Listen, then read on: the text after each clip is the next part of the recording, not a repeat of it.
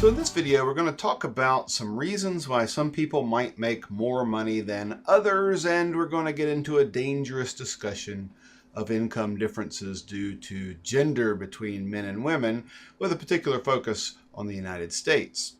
So let's talk about this idea about why some people make more than others, and this is an important topic when you're talking about income inequality. When you're talking about income inequality, most of the time when people talk about computing measures of income inequality, like Gini coefficients and things like that, they're talking about household income inequality. Now, this is a problem because you have to understand what a household is, and households differ very much. First, talk about what a household is. It's all the people who occupy a housing unit. A housing unit is a house, an apartment, a mobile home, a group of rooms, or a single room that is occupied as separate living quarters. Separate living quarters, that means that people live and eat separately from others in the building, have direct access from the outside of the building or through a common hall. Occupants may be a single family, or one person living alone, or two or more families living together, or any other group of related or unrelated people sharing living arrangements. So this is a household. Now there's another possibility outside of a household called group quarters. This might be if you're in the military and you live with other people in some sort of group room and you all eat together. That would be considered a non-household living arrangement if you were in the military like that, or perhaps if you were in a prison. But thinking about all the things that are a household, it's anybody from a student living in a dorm room to a mansion where several generations of people might live, with many, many different income earners living under the same roof in the same household. So because of these differences, we're not taking into account whether someone's retired, whether someone's a student and they're not working and they have no or very little income on purpose. These measures of household income inequality, they're fine as long as you understand the restrictions. One other problem with using household income inequality, especially comparing over time, is that what is a household today is very different from what is a household in years past. In 1960, the average household in the United States was about 3.3 people, and in 2010 it's about 2.58 people. It's getting smaller and smaller and smaller as time goes on, as fewer people get married and as more people decide just to live by themselves. So a large percentage of households, much larger today than in the past, are just one person living by themselves, instead of what we might typically think of in a romantic kind of historical bygone era where there's a mother and a father, and maybe in the 1980s or something, maybe they both had incomes. A lot of households now don't look like that. That's not really the typical household at all anymore. But let's get beyond the idea of the problem of measuring incomes in households, and let's just talk about individual people. So here's a proposition for you to think about.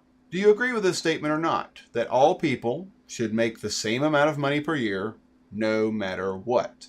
Now, for some of you, you might think this is a crazy thing to throw out there, that everyone should make the same amount of money no matter what. But a lot of people agree with this proposition. I've met many people over my lifetime that agree with this. All people should make the same amount of money per year, no matter what.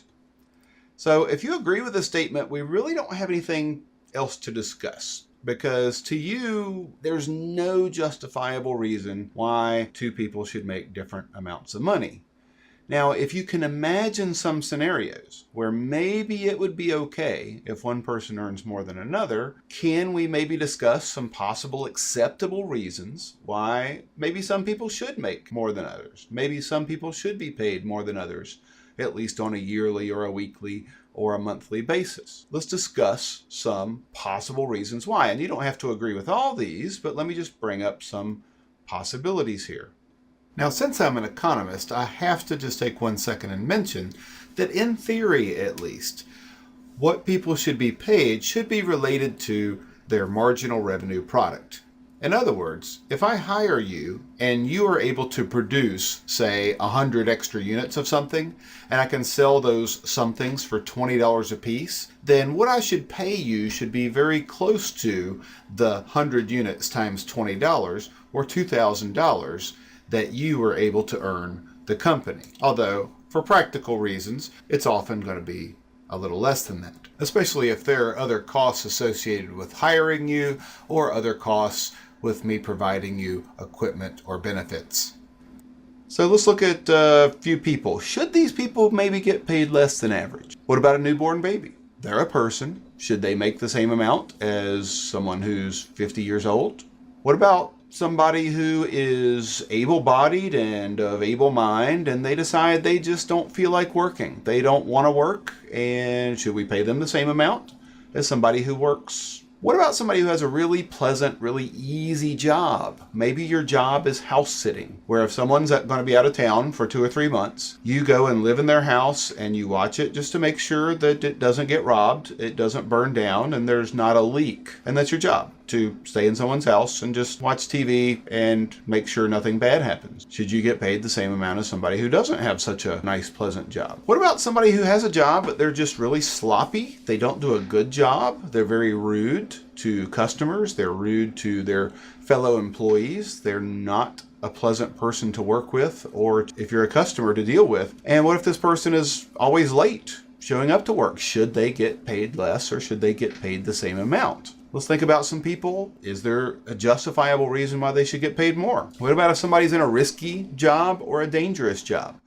Maybe what you do, you might risk your life, you might risk your health, or you might just be risking your money.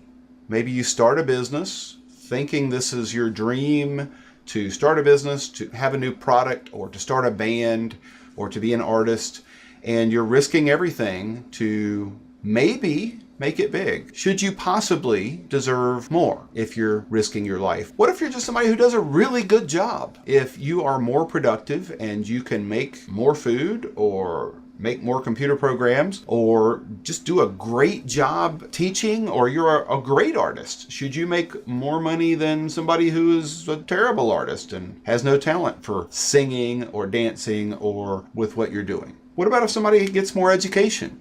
What if somebody spends, like I did, 11 years of their life being a poor student? After you get done with all that education, should you make more than somebody who doesn't spend all that time getting that education? Something to think about. What if somebody works 80 hours a week? Should they get paid more than someone who works 40 hours or 10 hours or 5 hours a week? And as I alluded to before, what if somebody risks their savings? They borrow money against their house in order to invest in a business. That business might do well, and if so, maybe they should make a lot of money. If they have a good business that really serves people and does a good job for people, but they're really risking everything, maybe they will lose everything. Should they have the possibility of earning more if they succeed? What if somebody lives in a place where it just costs more to live? What if you live in Alaska, where it costs a lot of money to have a house that is resistant to the cold, and just costs more to buy food, and it costs more to heat your house in the winter? Perhaps maybe you agreed with that proposition before, that everyone should make the same amount of money. Maybe there are some things here that have made you reconsider that. I hope so. So maybe there are some justifiable reasons why some people at the end of the year, if they add up all their earnings, maybe they make more than someone else. But maybe you still are doubtful. Whether you agree or not that some of these are legitimate reasons, let's delve into some of these things and see if we can break down some reasons why some people make more than others. Some people work more hours than others. And so this is a paper by Peter Kuhn and Fernando Lozano. This is a National Bureau of Economic Research working paper, and I pulled a couple of graphs from the paper. On the left, we have a graph for men who are paid hourly, and on the right, we have a graph for men who are on a salary. And is there a relationship between how many hours these people usually work? And these are people who work full time. So usual weekly hours, 40, 45, 50, 55, 60, 65. If you work hourly, the more you work, the more you make. This is the logarithm of weekly earnings on the left. So higher numbers mean you make more money. Over here, even if you work on a salary where you don't, under contract, get paid more for working more, we see a relationship where as you work 45, 50, 55, 60, 65 hours per week on average, you make more money. And the two different graphs here are 2000 to 2002 is the top line, and 1983 to 1985 is the bottom line. No matter which period we look at, we see this relationship. If you work more hours per week, you make more money in a week. And to me, that seems like that's justified. Now, let's tackle a dangerous subject. And I know I'm probably going to get in trouble with somebody for discussing this. Let's see what are some of the differences between men and women. There's a phrase that comes up a lot when you discuss this, that a woman in the United States earns 77 cents for every dollar that a man earns in the United States. Now, a lot of times, this phrase is said incorrectly. This phrase is said that a woman earns 77 cents for doing the exact same job as a man, but that is not true. That is absolutely not true, even though that is how it is phrased many times in the news or by many pundits that are out there. So let's investigate this 77 cents and see what are some differences between men and women that may or may not justify the difference in how much they earn. Discrimination? Yes. Definitely there is gender discrimination in addition to racial discrimination out there. Is that a factor? The answer is yes, but it's a small part of it. The studies that I see, and this is a big area of study for economists, the studies I see would say that maybe about 10% of the difference, maybe 20% of the difference on the outside of the pay differences between men and women appears to be discrimination of some sort or another, but the rest of it can be explained in some other way. And again, whether you accept those other reasons as being legitimate or not, that's okay. We can agree or we can disagree on those things, but 23-cent differential, not all of that is discrimination. There are some reasons we can look at that explain those. And again, you might not like those reasons, I might not like those reasons, but let's delve into those reasons. So where there is discrimination that is definitely unacceptable, we're on the same page there. I'm not trying to argue that discrimination is ever a good thing, but I'm trying to just have a discussion about what are some of these differences. Are there any acceptable reasons for some of this difference? We'll start to explore this. First possible difference, are there differences in educational attainment? Like maybe more men get higher levels of education, more master's degrees, more bachelor's degrees. Maybe more men graduate from high school. Nope, that's not the case. So that can't help us explain any of this difference. Women are actually more likely in the United States to graduate from high school, get associate's degrees, bachelor's degrees, master's, and doctorate degrees even. Here's some data. So this is from 2014 to 2015 from the National Center for Education Statistics in the United States. We see here that more females in that year, 2014 to 2015, got bachelor's degrees than males. More got master's degrees than males. More got doctorate degrees than males. So this is just getting degrees in that year. Now, if we look at the entire history of older people, then yes, there still are some differences in maybe 50 or 60-year-olds between the number of men who have master's degrees and doctoral degrees, definitely. But currently, a lot of that ground is being made up to where now we maybe ought to be a little concerned about the huge differential between men not graduating from high school, not getting bachelor's degrees, master's degrees, or doctoral degrees at the same rate. But this doesn't help explain this difference where men are making more than women. Let's dig deeper then. What about differences in working part-time versus full-time? Could that help explain some of the difference in earnings? Yes, it actually does seem to be a big difference. Looking at some data from the 2016 CPS, Current Population Survey, here's what we see.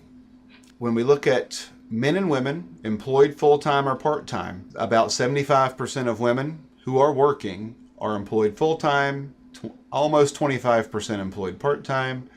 Men, 88% are working full-time versus only about 12.5% employed part-time.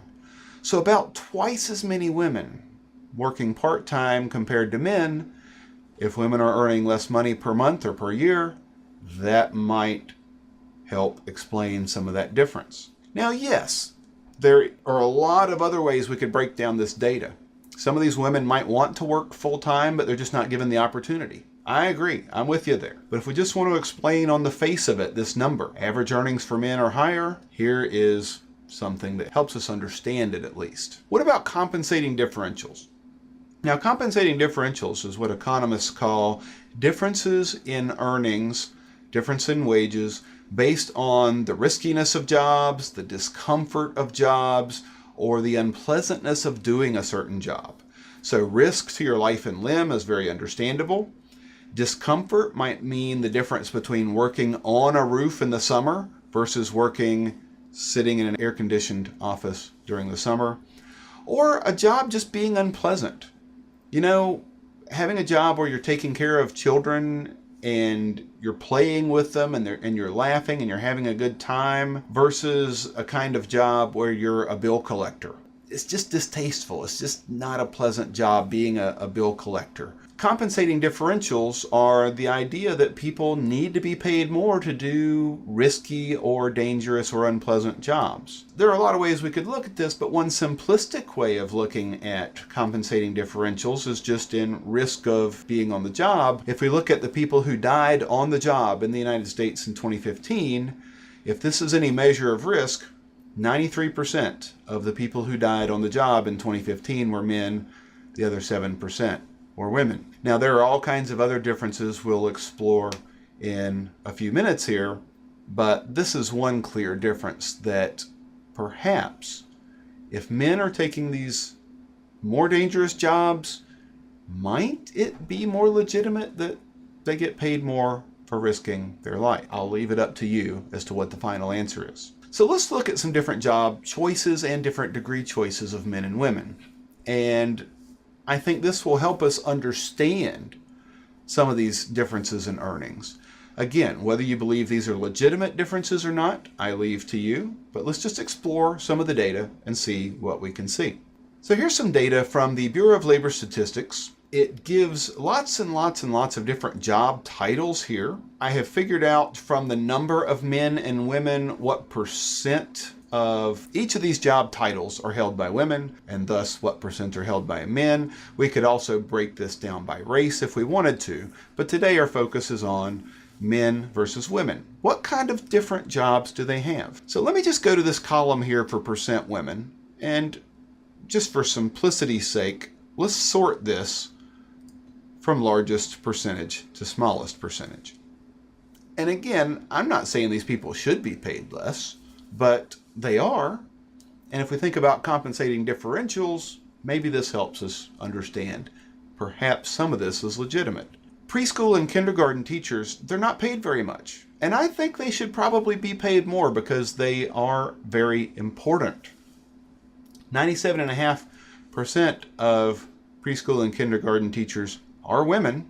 And you might say, well, gosh, that's just because women are discriminated against. Women are brainwashed. They're encouraged to go into these kinds of jobs. Hey, maybe that's true. Maybe that's true. But they're not paid very much.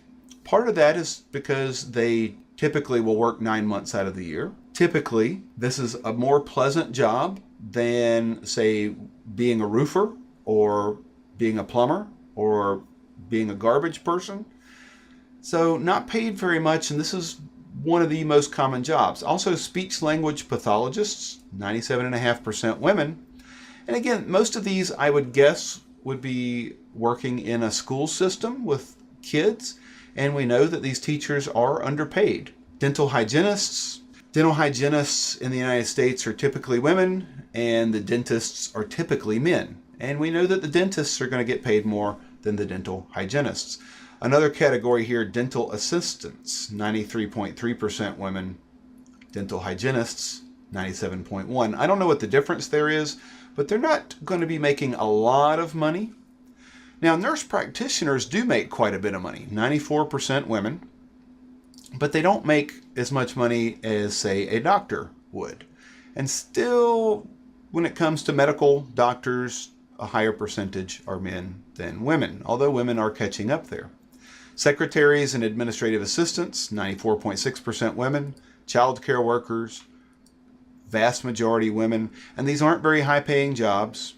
Hairdressers and hairstylists, Medical records technicians, I'm not sure. Maybe that's a good paying job. Payroll clerks, receptionists, registered nurses do get paid pretty well. But I've known a lot of registered nurses in the United States, and they work extremely hard for their money. 90% women. Licensed practical nurses, also 90% women. These are nurses that don't have quite as long of an educational credential record as a registered nurse does, so paid less than a registered nurse. Still not a bad job. Maids and housekeepers, not getting paid a lot. Dietitians, teacher assistants. As we go down the list here, occupational therapists, word processors, bookkeepers, not accountants, but bookkeepers aren't going to get paid as much. Home health aides, paralegals, phlebotomists, people who draw your blood, library assistants. Most of these jobs we're looking at here are not what we would normally think about as the high income earning professions. Now let's sort this the other way for low percent women jobs. So sort smallest to largest, and let's have a look. Brick masons, probably not the highest paying job, but a decent job in many places. Heavy vehicle operators and mechanics, electric line installers and repairers, probably make a decent amount of money. Hard work, but very, very few women in those jobs. Crane operators, bus and truck mechanics, diesel engine specialists, sound like specialist jobs where you might make a good amount of money. Logging, drywall installers, probably not extremely high paying there. Very low percentage of women. Mining machine operators, generally mining jobs pay a lot. They're very risky, but very, very large percentage men there, 98.5% men. Roofers, aircraft mechanics. Let's expand this one. So all kinds of mechanic jobs, mostly men, security and fire alarm installers, iron and steel workers.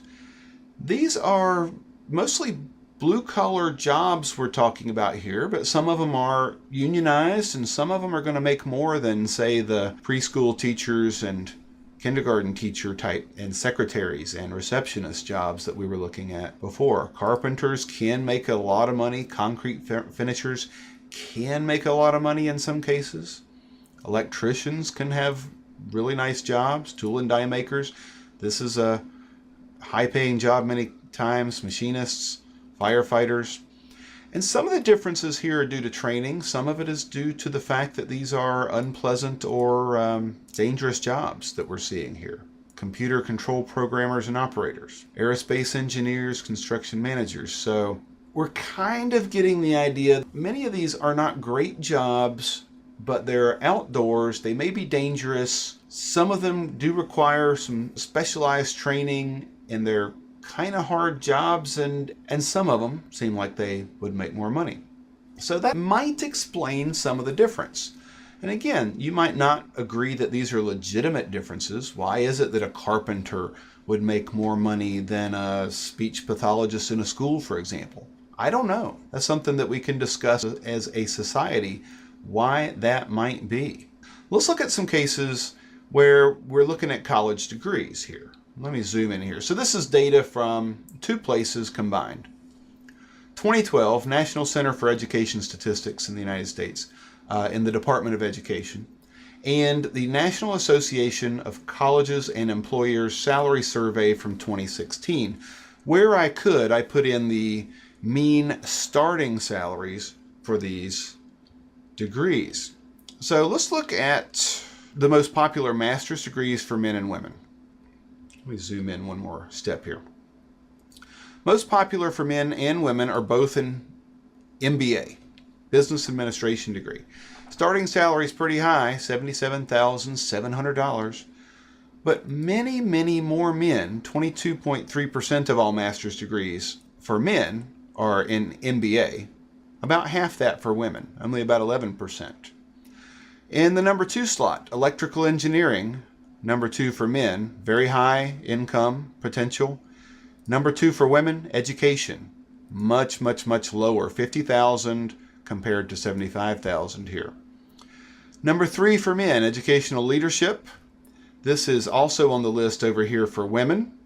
I couldn't find a good figure for master's degrees in educational leadership, what they start at. Typically, this degree is someone who works in a school system. They're a teacher, for example, and they want to move up the chain to become an assistant principal or a principal. They will get a master's degree or a PhD in leadership or educational leadership. Pretty common for men, little less common for women. Well, actually, when you look at the number of women here, right? Number of women, higher absolute number than for men. But as we said earlier, more women are getting master's degrees than men right now. Not sure exactly how to interpret that. Business and commerce, I'm guessing this is just some other kind of degree like an MBA. So I couldn't find any specific information on what those degrees actually mean. Master's degree in education for men here, like women, but a lot fewer men are getting those master's degrees in education. Accounting, 63,000. Masters in public administration, computer science, mechanical engineering, and computer sciences round out the list for men. For women, social work, elementary education, special education. Most of these seem like they're very low-paying jobs, except perhaps nursing. Now let's look at bachelor's degrees for men and women here. Business for men, finance, biology, political science, accounting, and then psychology for men. And here are the associated yearly starting salary figures. For women, psychology number 1, a lot lower than the top few for men here, although business for women is number 2. Nursing pays fairly well, but less than these top 3 for men. And then we get to elementary education. Very low paying job. I'm not saying that they should be paid that amount. And here, biology and biological sciences, on the list for men here. But here we have English, accounting, similar to men, good. Lower place though. Communication, not going to pay quite as much as some of these degrees over here, like mechanical engineering. Sociology and liberal arts. What I did just for informational purposes here, I said, well, let's take this top 10 for men and the top 10 for women over here, and let's calculate the weighted average salary for these men and these women, starting salary, and we get over $51,000 for the men. We get just over $46,000, about $46,650 for the women. And if we're talking about how many cents on the dollar you get, well, here we're looking at 91 cents on the dollar when we compare women's starting salaries out of college to men's starting salaries out of college, just based on the choice of major. That explains almost half of this difference that we see. And then we get into the other things that we were talking about before. The type of job you take, the type of occupation you choose. Just because you have a certain kind of degree doesn't mean that's going to be the kind of career that you choose. So I don't know. This is where I'm going to end this video. But I'd love to hear your thoughts. I'm not saying that a degree in English should necessarily get paid less than a degree in business. I'm not saying that your personal worth is less. But this is the market reality, that these degrees that women are choosing get paid less. What do you think? Is this all due to some kind of social conditioning, that little girls are taught that they should like different things? Is it nurture in that sense, or is it nature? Is it that women are just naturally, genetically different? They have different preferences. I'd like to hear your answers. I'm not a geneticist, I'm not a biologist, so I don't know. But what are your opinions? So when we go back to this idea, that a woman earns 77 cents for every dollar a man earns in the United States, yes, some of it is discrimination. Some of it seems to be based on the type of career and the working conditions and the risk involved. Some of it seems to be involved with the educational choices that are made. So there are differences there, whether they're justified or not. Whether this is some problem that needs to be fixed, I don't know.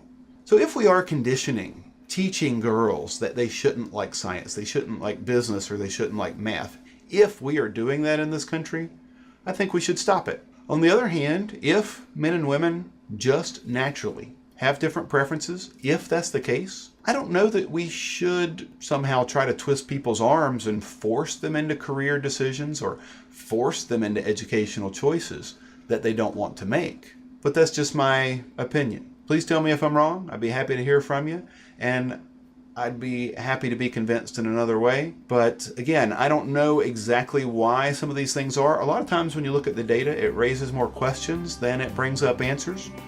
So I'm going to end this video here. As always, good luck in your economic studies, everybody. Talk to you later.